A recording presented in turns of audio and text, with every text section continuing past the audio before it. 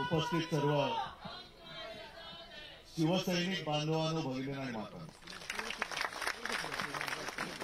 मी मुद्दामून ज्येष्ठ हा शब्द वापरलेला नाही, कारण मगाशीच आपण ऐकलं की शिवसेना आणि शिवसैनिक कधी म्हातारा होत नाही. आणि आपल्याला सर्वांना शिवसेना प्रमुखांची शिकवण आहे. त्याने अनेकदा सांगितलेलं आहे की माणूस वयाने थकत जातो, पण तो ज्या दिवशी मनाने थकतो तेव्हा तो वृद्ध होतो. तुमच्या तर मला वाटत नाही कोणाची मनं थकलेली आहेत. आणि मनं थकली असली किंवा असती तर आज इकडे तुम्ही आलाच नसतात.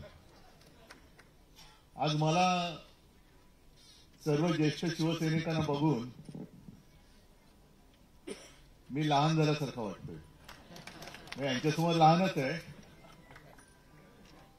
पण सगळे शिवसैनिक जुने जे शिवसेना प्रमुखांच्या काळी अगदी दिना काय, वासू काय, श्याम काय, सगळेच कोणाकोणाची नाव घ्यायची आणि कोणाची नाही, सगळेच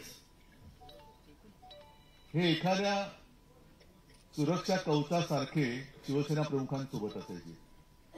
सगळे शिवसैनिक, तुमच्यापैकी अनेक जण होते आणि तुम्ही त्यावेळेला शिवसेना प्रमुखांसोबत होतात म्हणून आम्ही सर्व कुटुंबीय निर्धास्त असायचो, हे तुमच्या भरोश्यावरती. आणि तो विश्वास तुम्ही सार्थ ठरवलात. कोणाची हिंमत होत नव्हती शिवसेनेकडे आणि शिवसेना प्रमुखांकडे तर सोडाच, वाकड्या नजरेने बघण्याची. आता ठीक आहे, वयाने जरासे सगळेच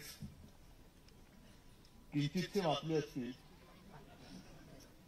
पण त्यावेळेचे सगळेजण तरुण आणि त्या तरुणाईतली त्यांची आठवण बघितली तर काठी कोणाच्या हातात आत्ता पण नाहीये, पण तेव्हा काय काय होतं चंद्रकांतजी तुम्ही सांगू शकाल. आणि सगळ्यांकडे एक एक म्हणजे काय अत्याधुनिक, म्हणजे तुम्हाला ज्यांना त्या पिढीतल्यांची आठवण त्यांना माहिती असेल की कोणाकडे किती काट्याचं, बरोबर ना, त्याला काय म्हणायचं कटकट्या, आणि तो नुसता आवाज आल्यानंतर समोरचा पळायचा. मी म्हणजे आता हे सगळी आपण गाणी वगैरे ऐकतोय, शूर आम्ही सरदार आम्हाला काय कोणाची भीती, वेडात मराठे वीर दौडले सात, या काय काय गोष्टी आपण अनुभवलेल्या आहेत. विशेषतः वेडात मराठे वीर दौडले सात जे आहे ते तुम्हाला सगळ्यांना आठवत असेल की जनता पक्षाचा तो जो काळ होता, शिवाजी पार्कवरती जनता पक्षाची सभा होती, मोरारजी देसाई नरराक्षस त्यांची सभा झाली आणि शिवसेना भवनचा साधारणतः 77चा तो काळ होता. शिवसेना भवनचं बांधकाम पूर्ण नव्हतं झालेलं, पण तो सगळा, कारण तेव्हा जनता पक्षाची लाट होती, प्रचंड समुदाय सेना भवन समोर जमला आणि सेना भवनवरती दगडफेक केली होती. आपल्याकडे काय तयारी नव्हती कारण बांधकाम सुरू होतं. आणि तेव्हा जे काही मी जे म्हणतो ती मला सगळी नावानिशी माहिती आहेत, पण ते जे काही वेडात मराठे वीर दौडले सात तसे हे सुद्धा जेमतेम हाताच्या बोटावरती मोजणे एवढे शिवसैनिक होते. ते त्या मोठ्या म्हणजे तो जनसागरच होता, त्याच्यात घुसले आणि सपासप, जे आता सपासप हा शब्द कशाला वापरतात, आणि त्यांनी जे काय केलं ते सगळे उधळून गेलं. आणि तेव्हापासून सगळ्यांना कळलं की शिवसैनिकाची टक्कर देणं म्हणजे ती जी आपली गोष्ट आहे ना, हमसे जो टकराएगा, ते करून दाखवणारे शिवसैनिक आहेत. म्हणून कोणी शिवसैनिकाची टक्कर देण्याची आणि घेण्याची हिंमत करत नाही. आजचा जो काय सगळा काळ सुरू आहे हा काळ विचित्र आहे, हे मी तुम्हाला सांगण्याची गरज नाही. ज्यांच्या सोबत आपण 25-30 वर्ष हिंदुत्व या एका शब्दासाठी म्हणून त्यांचे बरेचसे चोचले आपण ऐकले, मान्य केले. ज्यांना कोणीही महाराष्ट्रामध्ये ओळखत नव्हता त्यांना खांद्यावरती बसून आपण महाराष्ट्राच्या खेड्यापाड्यामध्ये नेलं, आणि आता ते वरती चढल्यानंतर आपल्याला लाथा मारायला लागले. त्यांना कल्पना नाही की एक जमाना हाही होता आणि तो जमाना लवकरच दिसेल परत. मराठ्यांच्या घोड्याच्या टापाने दिल्ली थरथरायची, आणि आपल्या महाराष्ट्र गीतामध्ये जे आहे, दिल्लीचेही तख्त राखितो, तो खरा आपला मराठी, तो खरा मराठा. आपण मध्ये मध्ये जे काय फोटो बघतो दिल्लीचे बूट चाकितो, हे आपल्या भगव्याच्या अवलादीचेच नाही, हे गद्दार आहेत सगळे. आजपर्यंत कधीही शिवसेना प्रमुख तर कधी, मला वाटतं जेमतेम माझ्या आठवणीत एकदाच गेले होते दिल्लीला. मी सुद्धा जातो, ते तिकडनं नीट आमंत्रण आलं इंडिया बैठकीचं वगैरे तर जातो, नाही तर आपल्या खासदारांना भेटायला कधी जातो, पण कधी वर्षातनं एखाद्या वेळेला गेलो तर. पण आत्ताचं जे चाललेलं आहे, दरवेळेला उत्सुक मुजरे मारायला जातात, हे त्यांचे हुजरे हे काय शिवसेना प्रमुखांचे विचार पुढे नेणार, आणि देश पूर्ण नासून टाकलेला आहे. म्हणजे मला तर आता अशी भीती वाटायला लागलेली की आपण अराजकाच्या दिशेने चाललो की काय, दिशाहीन सगळं चाललेलं आहे. उठसूट कोणालाही पक्षामध्ये घेत आहेत. म्हणजे मी मागे सुद्धा म्हटलं ना, आता आपले ज्येष्ठ शिवसैनिक आहेत ना, कोण त्यांचं नाव, मुस्लिम कार्यकर्ते आपले आहेत ना, अनेक जण आहेत, बाबूचे एक आहे, एका आत्ताचे नाही ज्येष्ठ शिवसैनिक आहेत, असे अनेक आहेत मुस्लिम कार्यकर्ते. पण आपण काय म्हटलं, म्हणजे भारतीय जनता पक्षाचे, मी दसऱ्याच्या माझ्या भाषणात थोडंसं बोललो होतो की भाजप जे काय करतं ते सगळं चालून द्यायचं, ते आम्ही खपवून घ्यायचं. मग ते जातील अगदी मस्जिदीमध्ये जातील, नमाज पढतील. मोदींनी स्वतः सांगितलं की ते काय ईदच्या दिवशी त्यांच्या घरी सगळे जेवणाचं, हे सगळे ताळे आपण बघायचे. आम्ही जर काय काही करायला गेलो किंवा दुसऱ्यांनी कोणी केलं तर ते लव जिहाद, आणि भाजपने काही केलं तर अमर प्रेम. हा कोणता नाही, आपण त्यांना काय बोलायचं नाही. मग आता 1-2 दिवसामध्ये जे काय घडलं तुम्ही पाहिलं असाल की पालघरमध्ये एका व्यक्तीला त्यांनी भाजपात प्रवेश दिला. कोण तुम्हाला माहिती आहे ना, चौधरी, बरोबर आहे. आता त्यावेळेला त्याला झरी, म्हणजे साधू हत्याकांडामधला एक आरोपी म्हणून केवढी बोंबाबोंब केली होती, आणि जणू काही ते पाप आपणच घडवून आणले. अशा पद्धतीने मी मुख्यमंत्री होतो म्हणून शिवसेना कशी हिंदुत्वाच्या विरोधात आहे हे अगदी बेंबीचा देश यांचा कुठपर्यंत गेला माहिती नाही, पण तिथपासून बोलत होते नाही, कारण आवाज मोठा असतो, कोणाचा देश कुठपर्यंत असेल आपल्याला कसं कळणार. आणि आता त्याच चौधरींना यांनी भाजपमध्ये प्रवेश केला. मग हा हिंदुत्वाचा अपमान नाही. मग आता लगेच मुख्यमंत्र्यांनी सांगितलं की मी तशी चौकशी केली स्थानिक पातळीवर, असं झालं. मग तुम्ही बोंबलण्याच्या आधी चौकशी का नव्हती केली त्याची? बरं, अजूनही मला कळलेलं नाही चौधरी त्याच्यामध्ये सामील आहे की नाहीये. कारण जर का त्या हत्याकांडात चौधरी सामील असेल तर भाजपने प्रवेश का दिला, आणि सामील नसेल तर प्रवेशाला स्थगिती का दिली? काय एक काहीतरी स्वीकारा ना, सांगा, एकतर ठणठणीत सांगा की याचा काही संबंध नाही, आणि संबंध नसेल तर एकतर त्या चौधरीची आणि हिंदूंची माफी मागितली पाहिजे, शिवसेनेची, देवेंद्र फडणवीस आणि भाजपने माफी मागितली पाहिजे. संपूर्ण देशामध्ये आगडोम तुम्ही उसळायला निघाला होता की उद्धव ठाकरे मुख्यमंत्री असताना साधूंचा हत्याकांड झाले, दुर्दैवी घटना होती, त्याचं संपूर्ण सगळं बाहेर आलेलं आहे. पण आता तोच चौधरी तुम्हाला पक्षासाठी पवित्र, म्हणजे त्याच्यावरती तुम्ही काय गोमूत्र शिंपडलं की तो पवित्र झाला? धाराशिवमध्ये तेच झालं. तो कोण ड्रगवाला आहे, हा, आंगणे का गांगणे, काय गंगावणे नाही, कोण जो असेल तो, त्याला प्रवेश दिला. आणि सगळं म्हणजे 70,000 कोटीचा घोटाळे केला. अजित पवारांचं हेच बोंबलले, स्वतः पंतप्रधान बोलले होते आणि ते मांडीला मांडी लावून बसतात. अशोक चव्हाण त्या आदर्श घोटाळ्यामध्ये शहीद सैनिकांच्या जमीन बळकावणारे म्हणून ज्यांनी बोंबाबोंब केली होती ते बाजूला घेऊन बसले.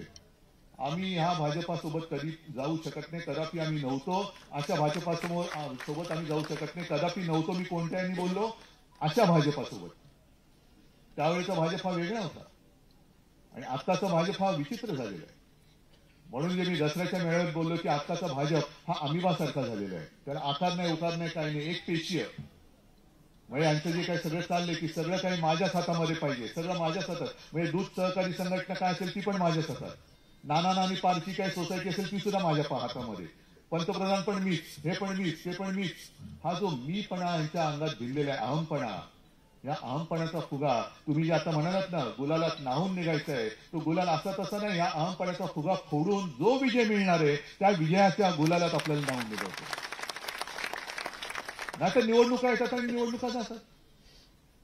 आता सुद्धा जे बिहारमध्ये घडलं, हे जे काही टीव्हीवरती आपण बघत होतो प्रचाराचे सगळे दृश्य, कोणाच्या सभेला किती गर्दी उसळते उत्स्फूर्तपणाने. आता सुद्धा तुम्ही सगळे आलेले आहेत. मला माहिती आहे कोणाला काही पाकिटे किंवा काही दिलेले नाही, स्वतःहून आल्या शिवसेनेच्या प्रेमापायी म्हणून आलेला. पण ही जी एक लोकशाहीची त्यांनी वाट निवडलेली किंवा वाट लावलेली आहे, विरोधी पक्ष शिल्लकच ठेवायचा नाही. आपल्या महाराष्ट्रामध्ये सुद्धा हा विधानसभेचा जो काही निकाल लागला, हा अजूनही कोणालाच पटत नाही. कोणालाच पटत नाही. म्हणजे मतचोरी तर केलीच, पक्ष चोरी तर केलीच. आता काल अनिल देसाईंनी प्रेस कॉन्फरन्स घेतली, एबी फॉर्म पण चोरलेला आहे. हे सगळे तुम्ही जा ना, बसा त्या चोर बाजारामध्ये, कशाला तिकडे जाऊन बसताय. सगळं काही चोरायचं आणि राज्यकर्ता म्हणून मिरवायचं, ही लोकशाही, ही खोटी लोकशाही आहे. ही खोटी लोकशाही मला नाही वाटत देशातली जनता ही स्वीकारू शकते. आणि तुम्हाला राज्य तरी कशाला पाहिजे. आम्ही म्हणतो ना, आम्हाला मुंबई जिंकायची आणि आम्ही जिंकणारच, कोणत्याही परिस्थितीत जिंकणार. आणि मग काय ना, तुम्ही 25-30 वर्ष मुंबईकरांनी मुंबई शिवसेनेच्या हाती दिली. काही काळ आधी भाजप सुद्धा आपल्यासोबत होतीच. पण 25 वर्षात आपण काय काम केलं, आपण जे काम केलं त्याचा पाढा वाचू, आणि ते म्हणजे आम्ही मिळवून दाखवलं आणि यांनी घालवून दाखवलं. मला वाटतं दिवाकरजी, तुम्ही काय सगळे ज्येष्ठ शिवसैनिक, त्यावेळेला महापालिकेच्या वेळी दिवाकर होते सर, तर महापौरच होते. किशोरीताई पण महापौरच होते. आपल्या काळामध्ये जे काय आपण केलं, मुंबई आपली मुंबई म्हणून, तो आपलेपणा भाजपच्या एकातरी नेत्याच्या मध्ये आहे का? एकातरी नेत्याच्या अंगामध्ये आहे. ही आपली माझी मुंबई आहे. आम्ही म्हणतो ही माझी मुंबई आहे. हे माझं पण जे आहे, हे आपलं पण आहे, हे कोणाच्या तरी रक्तामध्ये आहे भाजपच्या. आपण जे काय करून मुंबईसाठी केलं होतं, 92,000 कोटीच्या ठेवी आपण मुंबई महापालिकेच्या जमवून दाखवल्या होत्या. आणि आता रोज बातमी येतात, ह्या ठेवी तोडत चाललेत. एक 4 दिवसापूर्वी बातमी आली, आणखी 5 ते 10,000 कोटी ठेवी तोडणार आहेत. बरं, ह्या ठेवी तर तोडल्याच, पण आणखीन भयानक गोष्ट म्हणजे 2,30,000 कोटीची देणी यांनी करून ठेवलेली आहेत मुंबईच्या डोक्यावरती. कोण भरणारी, कुठून आणणारी? का जीव जळतो? का आपण जाऊ शकत नाही भाजप बरोबर? मिंदे गेला, हा गेला, तरी गेला, आम्ही पण जाऊ शकतो? नाही जाऊ शकत. कारण आजच मध्यरात्री मी जाणार आहे हुतात्मा स्मारकाला तिकडे वंदन करायला. कारण तो संयुक्त महाराष्ट्राचा जो काही काळ होता, तुमच्यापैकी अनेक जण त्याही लढ्यामध्ये उतरलेले असतील किंवा तो लढा तुम्ही प्रत्यक्ष पाहिला असाल. आणि योगायोग असा, हे तुम्ही मला तारीख विचारली, मी तुम्हाला 20 तारीख दिली, पण आज प्रबोधनकारांची पुण्यतिथी. नेमकं बरोबर उद्या 21 नोव्हेंबर हुतात्मा स्मारक दिन, तो उद्या 21 नोव्हेंबर. म्हणजे जो माणूस संयुक्त महाराष्ट्राच्या लढ्यामध्ये पहिल्या 5मध्ये होता, ते माझे आजोबा. जी व्यक्ती संयुक्त महाराष्ट्रासाठी लढली, तिच्या घराण्यात मी जन्माला आल्यानंतर मुंबईचे असे लचके तोडताना मी उघड्या डोळ्याने बघत बसू, असं एवढा मी काही शंड वाटलो का या भाजपवाल्यांना? आहे ना. मग आपण कशाला म्हणायचं, झाशीची राणी ती शेवटपर्यंत लढली, मेरी झाशी नाही दोंगी. तसं आपण प्रत्येक जण उभं राहिलं पाहिजे की माझी मुंबई, मी माझी मुंबई तुम्हाला लुटायला देणार नाही. आणि तुम्ही कोण आमचं वाकडं, काय वाकडं करू शकता तेच बघतो. सगळे जर का आपण नुसते एकवटलो तर एक वज्रमुठ झाली तसे पळपुटे. आणि सहज काय काय गोष्टी इतिहासाची पुनरावृत्ती होत असते.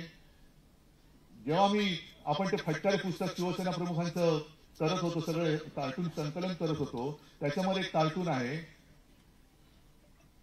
एक शिवसैनिक, तो तरुण पोरगा दाखवलाय आणि बाजूला एक भाजपवाला दाखवलाय, कमळवाला असेल किंवा काय, किंवा जनसंघ होता. आणि तो शिवसैनिक सांगितले, तुम्ही आतापर्यंत मैत्रीची ऊप बघितली, आता मशालीची धस होता. तेव्हाही मशाल घेतली होती, आता सुद्धा मशालच हातामध्ये. आणि ही मशाल उगाच काहीतरी घेतली नाही तर उदबत्ती घेतली असते ना आपण.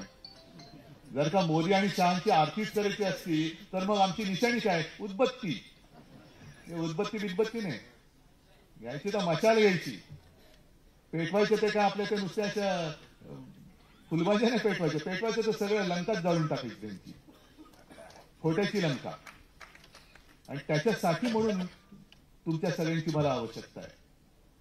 आज ह्या निमित्ताने मला सगळ्या तुमच्या सगळ्यांचे आशीर्वाद मिळत आहेत. आशीर्वादाची ताकद फार मोठी आहे.